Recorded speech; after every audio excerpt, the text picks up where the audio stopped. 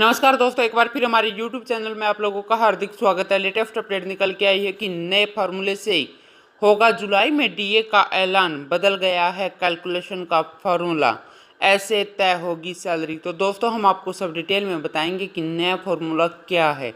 अगर आप हमारे चैनल पर फर्स्ट टाइम विजिट कर रहे हैं तो चैनल को लाइक कर दीजिए, सब्सक्राइब कर दीजिए, साथ ही साथ बेल आइकन को भी बजा दीजिए ताकि गवर्नमेंट या पेंशन से संबंधित जितने भी न्यूज आते हैं उनकी नोटिफिकेशन आप लोगों के पास तुरंत पहुँच सके। तो करते हैं वीडियो को स्टार्ट बिना किसी देरी के। दोस्तों महंगाई भत्ते को लेकर एक नई अपडेट आ गई है। मार्च में डीए बढ़ने के बाद अब जुलाई में इसकी अलग बढ़ोतरी होगी, लेकिन जुलाई में महंगाई भत्ता कैलकुलेट होने का फॉर्मूला बदल जाएगा।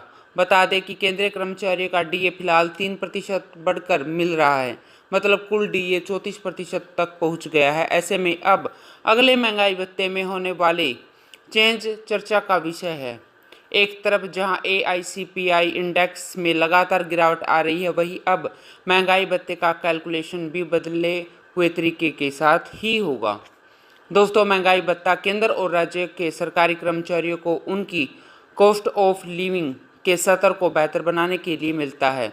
महंगाई बढ़ने के बाद भी कर्मचारियों के रहन सहन के स्तर पर कोई फर्क न पड़े, इसलिए यह अलाउंस सैलरी स्ट्रक्चर का पार्ट है। सरकारी कर्मचारी, पब्लिक सेक्टर के कर्मचारियों को महंगाई भत्ता और पेंशन धारकों को महंगाई राहत दिया जाता है। महंगाई भत्ते को लेकर श्रम मंत्रालय ने कैलकुलेशन का फॉर्मूला बदल दिया है। श्रम मंत्रालय ने महंगाई भत्ते के आधार वर्ष 2016 में बदलाव किया है।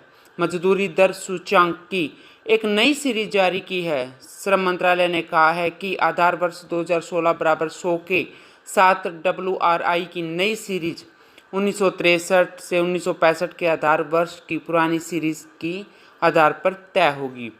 दोस्तों 7 पे कमीशन के महंगाई भत्ते की मौजूदा दर को मूल वेतन से गुणा करने पर महंगाई भत्ते की रकम निकाली जाती है। प्रतिशत की मौजूदा दर 12% है। अगर आपका मूल वेतन 56,900 रुपये डीए है तो 56,900 गुणा में 12/100 है। महंगाई भत्ते का प्रतिशत बराबर पिछले 12 महीने का CPI का औसत माइनस 115.76।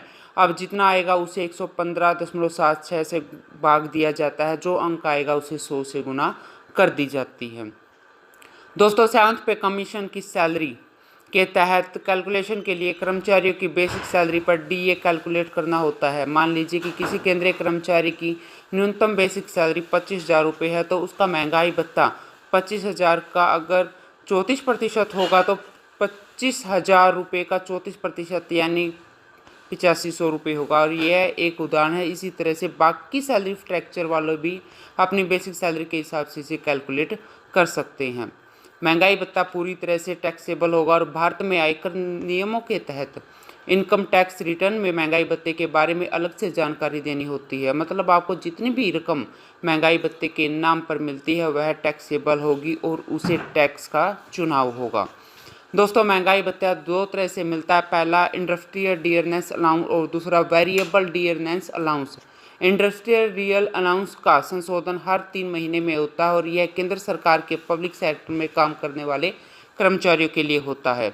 CPI के आधार पर होता है और वेरिएबल डियरनेस अलाउंस का रिवीजन हर 6 महीने में होता है और वेरिएबल डियरनेस अलाउंस का आंकलन भी CPI के आधार पर ही होता है।